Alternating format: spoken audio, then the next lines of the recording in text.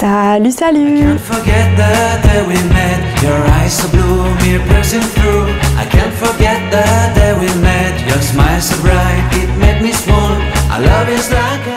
J'espère que vous allez bien. Aujourd'hui je vous retrouve pour une petite FAQ sur Bali parce que pour ceux qui ne savent pas, je suis actuellement à Bali pour mon stage de fin d'année et je vis clairement ma meilleure vie. D'ailleurs à ce propos je vous partage mon quotidien sur tous mes réseaux sociaux, donc que ça soit YouTube du coup, Instagram et TikTok, donc allez m'y rejoindre parce que vraiment je vous partage tout plein de petits tips et surtout je vous montre un peu la vie ici. Il y a quelques jours je vous ai demandé en story Instagram de me poser toutes les questions qui vous passaient par la tête, que ça soit sur Bali ou sur le voyage en général, le fait de partir seule, etc. Parce que pour ceux qui ne savent pas aussi, l'année dernière j'étais au Canada et je suis partie 1 an toute seule en échange universitaire. C'était vraiment une année incroyable, une parenthèse de ma vie, mais il y a eu des hauts, des bas. Je vous ai également tout partagé sur mes réseaux sociaux et sur YouTube, donc si ça vous fait plaisir d'aller voir, n'hésitez pas à regarder mes anciennes vidéos sur le Canada. Et là cette année je suis partie complètement de l'autre côté du globe, au soleil cette fois-ci, donc je me retrouve à Bali. C'était vraiment un rêve pour moi de venir ici et du coup je vais vous expliquer un peu ma vie ici en fonction des questions que vous m'avez posées. La première question qui m'a énormément été posée, c'est qu'est-ce que je fais à Bali? Effectivement, c'est une question qu'on peut se poser. Comme je vous l'ai dit, du coup, je suis en stage. Et une question qui s'y rattache, c'est comment j'ai trouvé mon stage. Donc je vais répondre aux deux questions en même temps parce que je trouve que c'est deux questions qui sont complémentaires et qui se relient. Alors déjà, qu'est-ce que je fais à Bali? Je suis actuellement en 4e année dans une école de communication à Lyon. Avant ça, j'ai fait 2 ans de DUT à Lyon également. Et ma 3e année, j'ai eu l'occasion du coup de partir à l'étranger et de faire ma L3 au Canada. Et depuis que j'ai goûté au voyage toute seule, j'ai envie de repartir tous les 4 matins. Donc depuis que je suis rentrée du Canada, je savais que dès que l'occasion allait se présenter à moi, je repartirais à l'étranger. Et c'est ce qui s'est passé du coup cette année. Je devais effectuer un stage de 6 mois pour la fin de ma 4e année. Et mon rêve a toujours été de partir à Bali. Il y a énormément de digital nomades, etc. ici. Vous le savez, je pense, on voit énormément de personnes qui sont sur Bali sur les réseaux sociaux. Mais il y a aussi également beaucoup de confrontations entre ceux qui sont déjà venus et ceux qui ne sont pas encore venus. Il y a des gens qui disent que c'est surcoté, des gens qui disent que c'est sous-coté, et je voulais voir vraiment de mes propres yeux. Et pour moi Bali c'était vraiment mon rêve parce que pour moi ce n'est pas du tout surcoté. Vraiment, je pense que j'en ferai une autre vidéo sur les bons points et les mauvais points de Bali. Dites-moi en commentaire si ça peut vous intéresser. Mais oui, il y a de tout à Bali, mais en tout cas je suis très contente d'être ici. Donc j'ai commencé à postuler dès que je savais que je devais faire un stage dans des agences à Bali, etc. Et j'ai été acceptée par plusieurs agences. J'ai dû faire un choix et j'ai choisi une agence de voyage avec qui le feeling est tellement bien passé que vraiment je voulais absolument cette agence et j'étais trop contente quand ils m'ont répondu que j'étais prise, donc vraiment archi contente. En fait l'agence a été créée par un Français qui s'est expatrié du coup à Bali et après il a eu plusieurs associés, donc aujourd'hui ils sont 3 associés français qui du coup vivaient de base en France et qui se sont expatriés à Bali.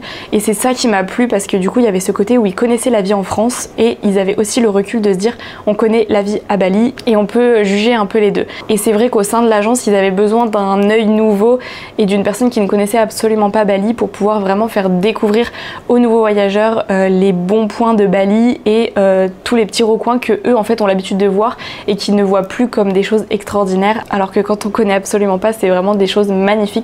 Donc j'ai été acceptée dans cette agence, je suis très contente. Ça fait maintenant du coup 2 mois et demi que je travaille pour eux et je suis plus que ravie. Et du coup rattaché à ça, comment j'ai trouvé mon stage, ça a été assez compliqué mais en même temps facile, je vous explique.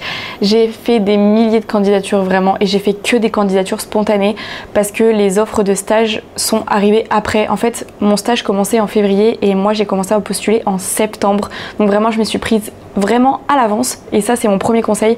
Prenez-vous-y dès que vous savez que vous avez envie de partir et que vous connaissez votre date de stage, faites des candidatures spontanées et c'est comme ça que vous allez être prise. Donc après avoir fait des milliers de candidatures, j'ai forcément eu des entretiens et c'est vrai que qui a beaucoup joué en ma faveur, c'est le fait que je sois sur les réseaux sociaux et que en plus j'ai déjà eu de l'expérience à l'étranger de par mon année au Canada l'année dernière, donc ça m'a beaucoup aidé. Mais j'ai des amis qui ne sont pas du tout partis à l'étranger et qui ont été prises aussi, donc vraiment ne vous inquiétez pas. Si vous n'êtes jamais parti à l'étranger, postulez. Si vous voulez venir faire votre stage à Bali, vous serez prise dans tous les cas. Postulez dans plein d'endroits différents. Il y a énormément de centres de yoga qui prennent des stagiaires, des hôtels et du coup des agences de voyage, vraiment. Et si vous avez des questions, surtout n'hésitez pas à venir m'écrire sur Instagram, je vous répondrai avec grand plaisir. J'ai déjà eu plein de personnes qui sont venues m'écrire et moi ça me fait super plaisir de vous aider, donc n'hésitez pas. La deuxième question du coup qui m'a été posée, c'est est-ce que Bali c'est surcoté? Comme je vous l'ai dit, je vous ferai une vidéo vraiment dédiée à ce sujet, mais je pense qu'en fait chacun a son avis sur le sujet, chaque personne vit son expérience différemment et je pense que ce qui joue beaucoup c'est dans quel but on est là. C'est-à-dire que moi du coup je suis en stage, donc je suis là pendant 6 mois et je peux entre guillemets visiter et bouger que les week-ends. Mais si vous êtes là en vacances, je pense que vous avez un autre regard aussi sur l'île. Si vous êtes là en tant que digital nomade et que du coup vous bougez tous les jours, vous avez aussi un autre regard. Je sais pas si vous voyez un peu ce que je veux dire, mais je pense que le but pour lequel vous êtes là va vraiment changer votre regard sur l'île. Donc voilà, pour moi c'est pas du tout surcoté, comme je vous l'ai dit au début de la vidéo. Il y a des endroits vraiment magnifiques. Après je vous cache pas qu'il y a des points sur lesquels j'ai été déçue évidemment, parce que ce qu'on voit sur les réseaux c'est pas forcément la réalité. Ça je vais pas vous le cacher, mais c'est comme partout, vraiment là où vous allez dans le monde, il y aura forcément des choses qui vont plus vous décevoir que d'autres.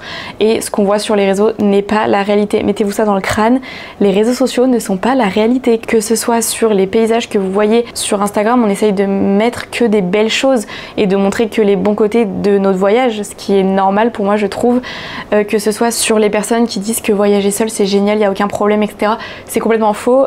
Vous allez avoir des remises en question, vous allez avoir des moments de doute, etc. Enfin vraiment, mais c'est des choses normales et c'est l'être humain qui est fait comme ça en fait. Donc vraiment, ne croyez pas tout ce que vous voyez sur les réseaux sociaux, mais en tout cas pour ma part Bali n'est pas du tout surcoté. Je dirais pas que c'est sous-coté parce que ce qu'on voit sur les réseaux sociaux il y a une part de vrai, mais pour moi c'est pas du tout surcoté en tout cas.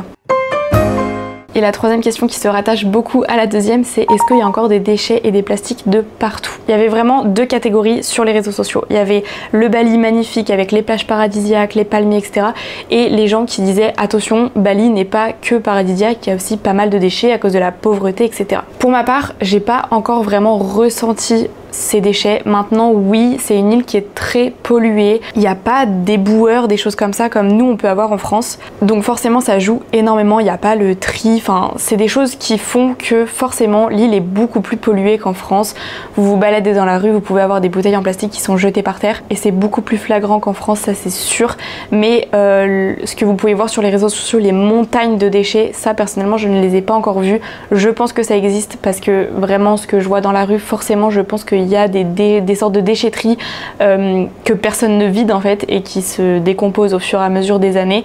Mais en tout cas personnellement je ne les ai pas encore vues et je pense qu'elles sont quand même bien cachées. La quatrième question a été sur la nourriture et les prix ici. Est-ce que c'est cher? Est-ce que c'est vraiment aussi peu cher que ce qu'on peut voir sur les réseaux, etc.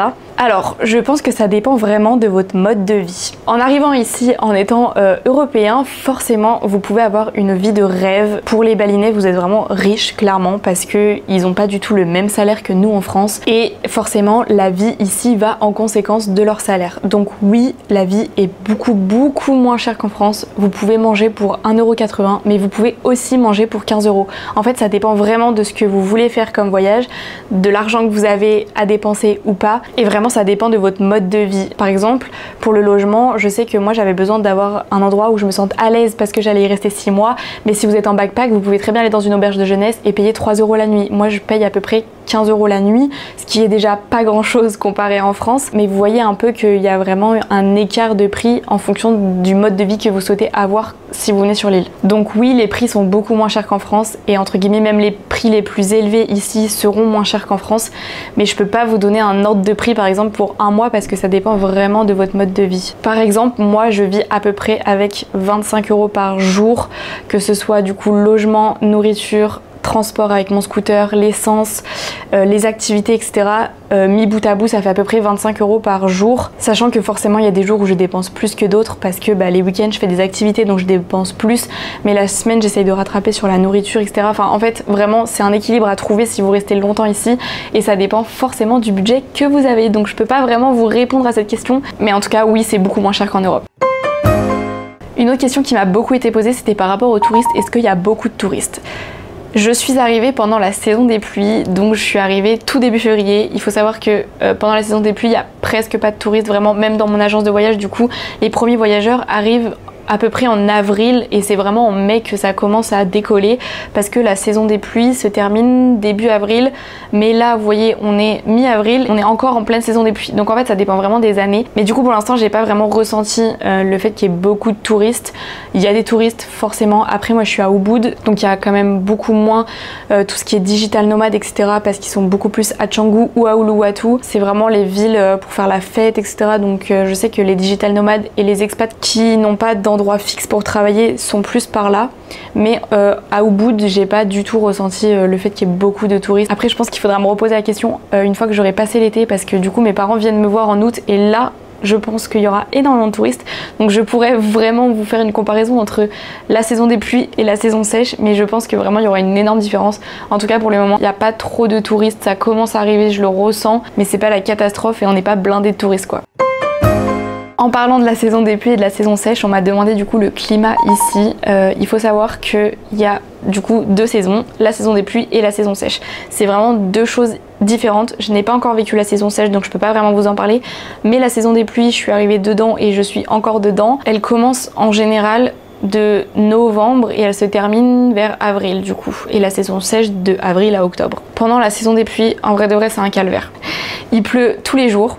En général ça va parce qu'il pleut en fin de journée, donc la journée vous pouvez quand même bouger etc, mais il fait très très chaud, il fait des 33 ressentis 37 avec un taux d'humidité de 92%, vraiment c'est énorme et ça fatigue énormément. Ceux qui n'ont pas encore vécu de saison des pluies vraiment hyper tropicale comme ça et hyper humide, c'est vraiment dur à vivre en vrai de vrai parce que moi je sais que ça me met KO, la chaleur me rend mais HS vraiment, et en plus avec l'humidité et tout c'est vraiment dur à gérer. Mais quand la saison des pluies va être terminée, le climat devrait descendre un peu et devrait passer entre 26 et 28, ressenti 30 quoi, donc ça devrait être un peu mieux. Et c'est vrai que ça c'est un point que je ne savais pas, je pensais que justement pendant la saison sèche la température elle est encore plus augmentée et en fait pas du tout, elle diminue. Donc voilà un peu pour les deux climats.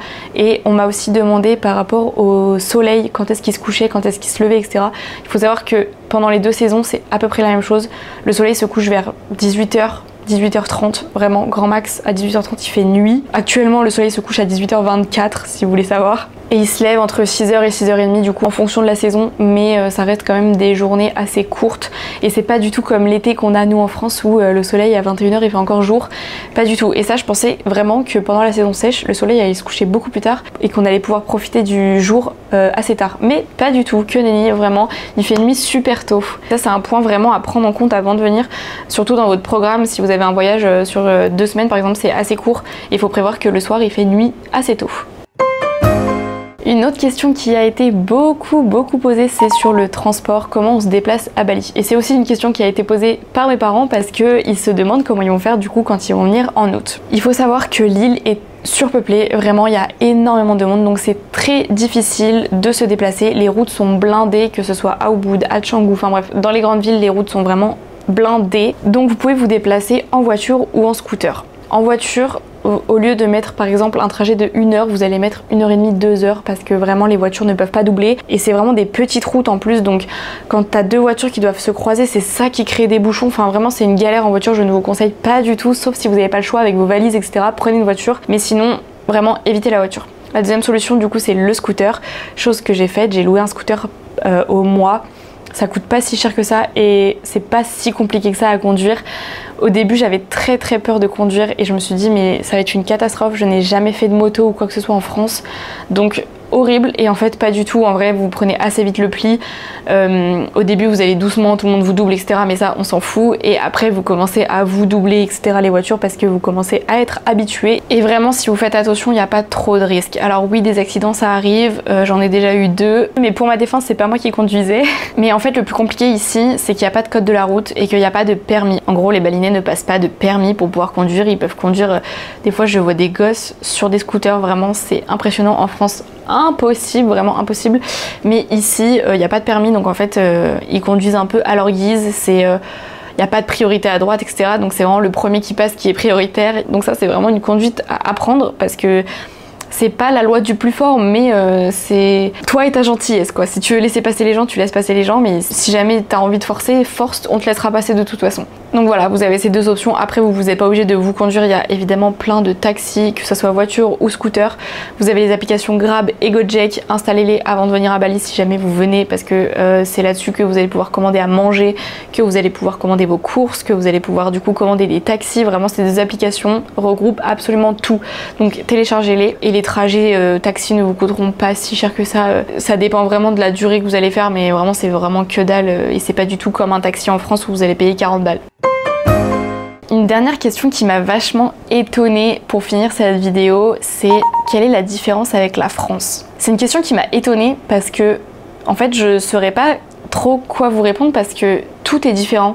C'est-à-dire que autant l'année dernière au Canada j'avais plein de choses auxquelles je pouvais me rattacher à la France, c'est-à-dire rien que la langue, la façon de vivre, etc. Enfin en fait il y avait quand même des choses qui se rattachaient à la France. Alors que ici, mais vraiment il n'y a absolument rien qui se rattache à la France, rien que je pourrais comparer à la France, parce que c'est vraiment totalement une culture différente, totalement une façon de vivre différente, avec des traditions complètement différentes. Enfin vraiment je pourrais pas vous énumérer la liste des choses qui sont différentes de la France, parce qu'il faudrait que je vous écrive un livre sur les choses différentes par rapport à la France, parce que vraiment tout est différent, il n'y a absolument rien, mais vraiment quand je vous dis rien, c'est que rien ne se rattache à la France. Si jamais vous voulez plus de précision par rapport aux choses du coup qui sont différentes de la France et que vous avez vraiment des questions précises, n'hésitez pas à me les poser, parce que cette question était beaucoup trop large pour que j'y réponde, parce que vraiment c'est beaucoup trop différent en fait, il y a vraiment absolument rien que je peux comparer à la France. Donc désolée mais je pourrais pas vraiment répondre à cette question.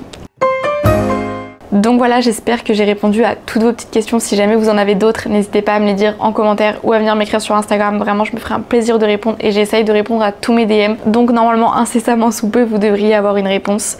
Et si jamais vous êtes de passage à Bali, n'hésitez pas à mettre un petit palmier en commentaire. Ça me fait toujours plaisir de voir qu'il y a des gens qui sont du coup sur la même île que moi. Et si jamais on peut se rencontrer, ça serait avec grand plaisir. Et surtout, si vous êtes déjà venu à Bali, dites-moi aussi en commentaire si vous êtes d'accord avec tout ce que j'ai dit ou si vous justement vous avez une autre perception de l'île et que vous avez d'autres avis sur le sujet. En tout cas, j'espère que la vidéo vous a plu et qu'elle vous aura un peu éclairé sur le sujet Bali et les voyages solo. Et si tu veux suivre la suite de mes aventures, n'hésite pas à t'abonner et à activer la cloche de notification, parce que c'est comme ça que tu sauras que je sors une nouvelle vidéo. Et pour info, je sors une vidéo toutes les 2 semaines. Et pendant que tu t'abonnes à la chaîne, moi je te fais plein de gros bisous et je te dis du coup à dans 2 semaines pour une nouvelle vidéo. Bisous!